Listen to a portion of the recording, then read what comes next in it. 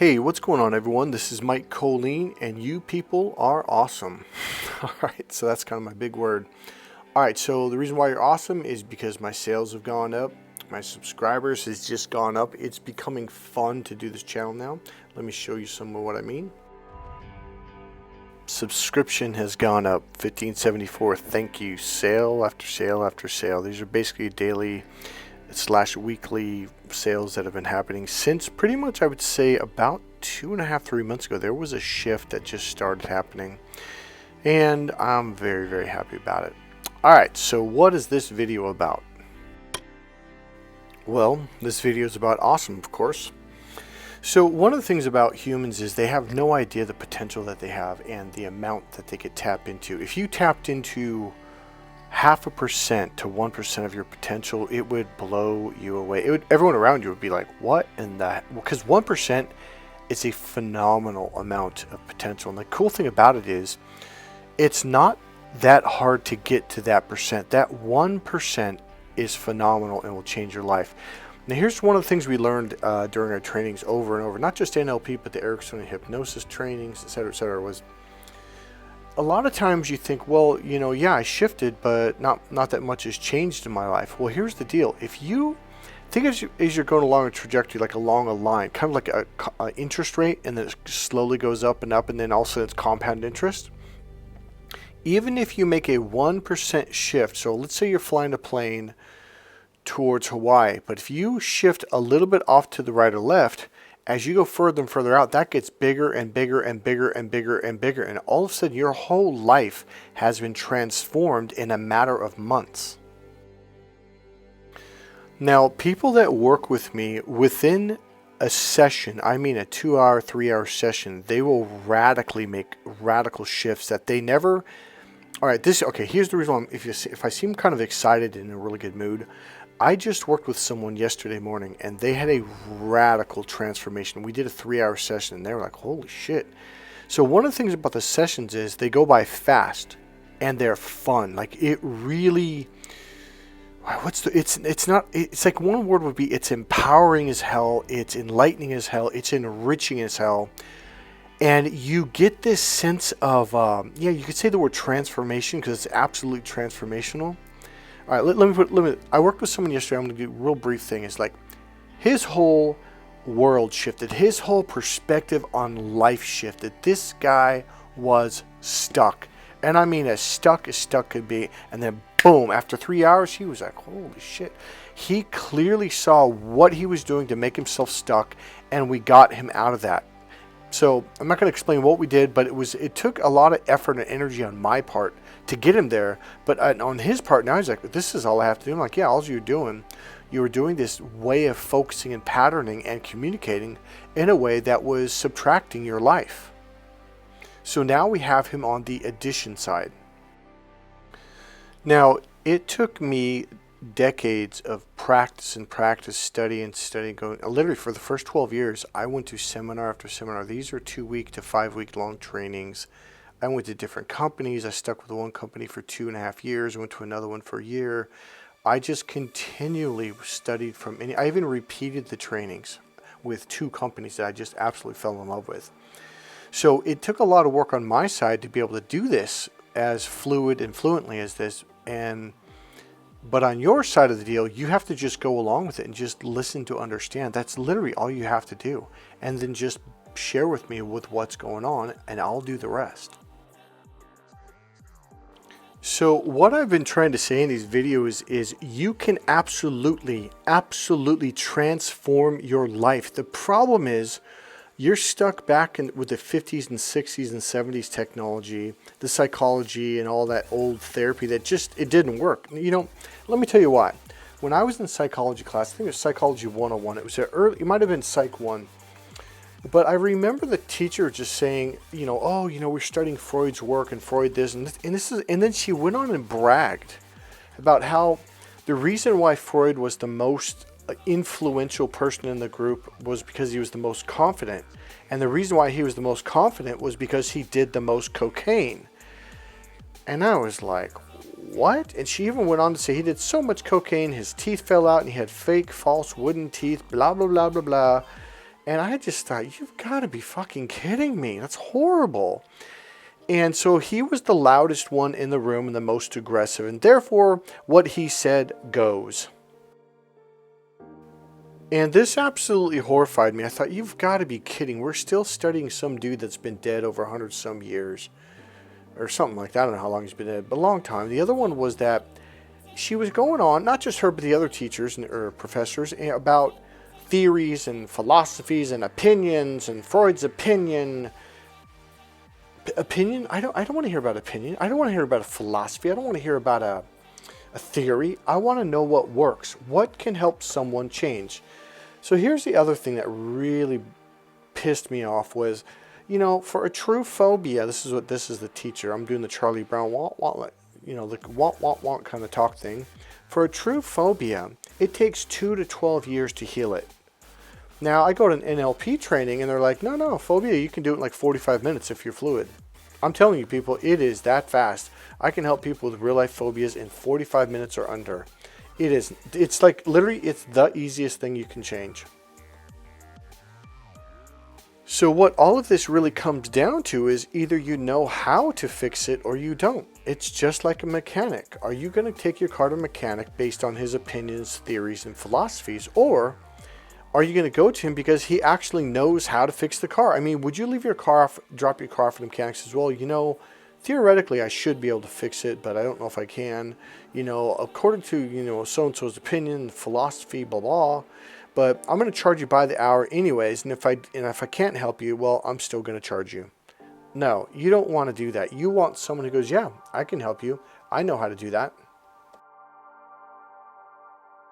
All right, so let me share something that I learned from a psychologist a long time ago. Actually, it was in my early 20s when I first started going to all these trainings after college about NLP and hypnosis. In fact, I actually started going during college is what it was, the second year I started. So what he said to me was kind of an interesting thing because I think a lot of westernized people are stuck, and here's why. So he said, have you ever seen a swinging Susie? And I was like, no. And I was like, what is that? And he goes, it's like a little swing. It has three chairs you sit on, and you got a handle you hold on to. I'm like, okay. And it's in a circle. It's all connected in the middle on this like pole. I'm like, okay. So you basically have your feet on the ground and you can go left or right in a circle. It's like, oh, okay. He goes, well, a healthy human being is someone who can go left or right and all the way around in the circle. I was like, okay, what do you mean? He goes, well, we all have the adult, the parent, and also the child inside of us. I go, okay. He goes, the problem with most people is they get stuck on being the parent and the adult, and a lot of them can never flip over or turn over to the child part. I'm like, well, what do you mean? He goes, well, the adult is the person that says, I have to wake up and go to work. I have to organize myself. I have to get things done. I've got to do my laundry. I go, okay. He goes, the parent inside of you is the one that basically scolds you and says, hey, get off your ass. You've got to get this done. You go, okay. He goes, now the child is the one that everyone's missing. The child is the one that enjoys life. You have fun, you play, you go fishing, you go surfing, you go to the beach. He goes, the problem with most Americans, he goes, most people that I work with is they don't know how to open up to the child part of them. So a story I was told in another video. I don't know if I've uploaded it yet, to be honest with you. So hopefully, I don't know, it may come out before this, or may come out after this. I don't know. When I was a little kid, I'll make this really quick. There was an Indian dressed just like this guy right here. There's actually 3 of them on horses.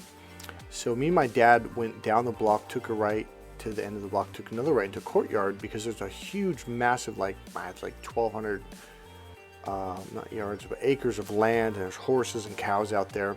And I forget why we were going out there.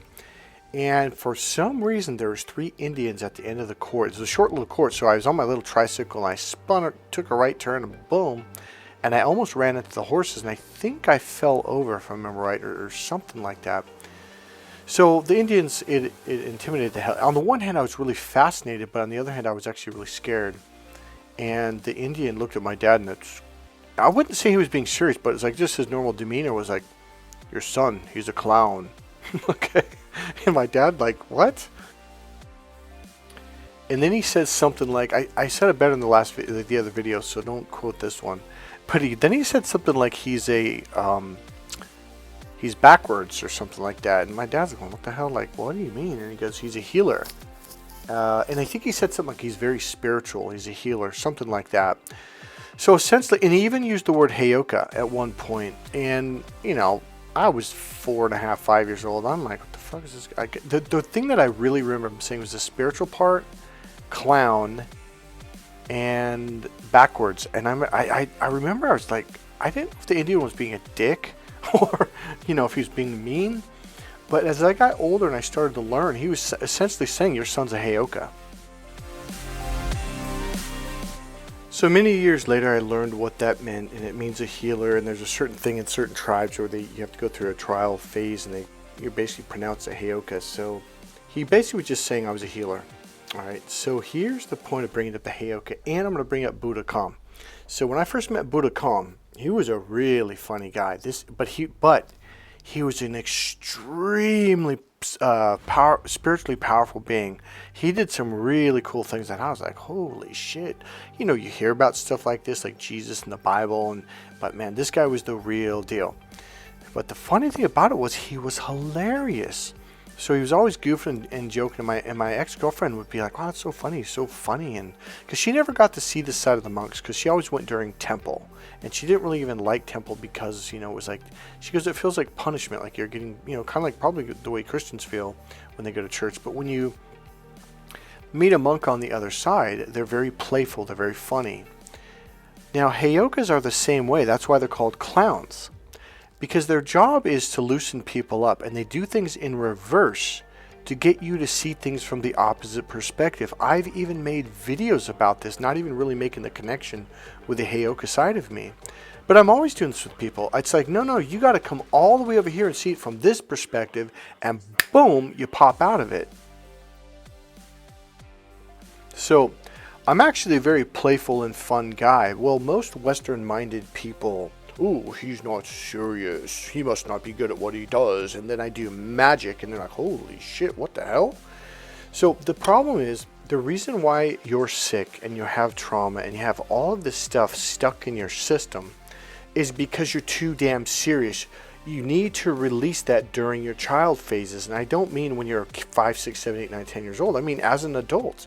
You need to access this. Well, guess who else? I forget the verse, but Jesus says something to the extent of, until you become childlike or like these children, you'll never see the heavens, or you'll never be able to see the spirit or something like that. Well, here's the thing.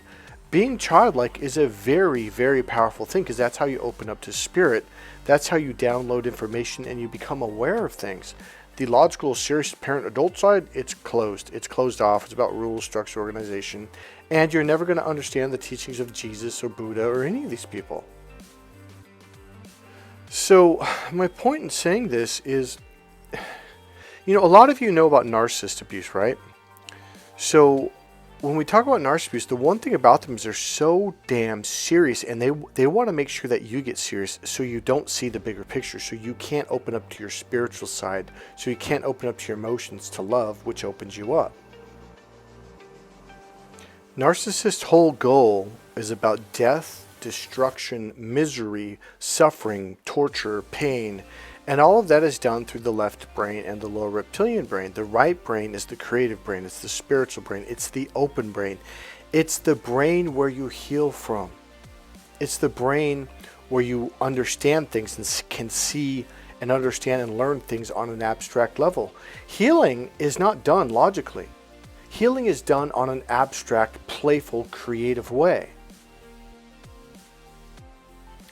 So one of my challenges with these NLP trainings that I used to go to is everybody was so anal. It was just like, oh my God. They were so damn serious, okay?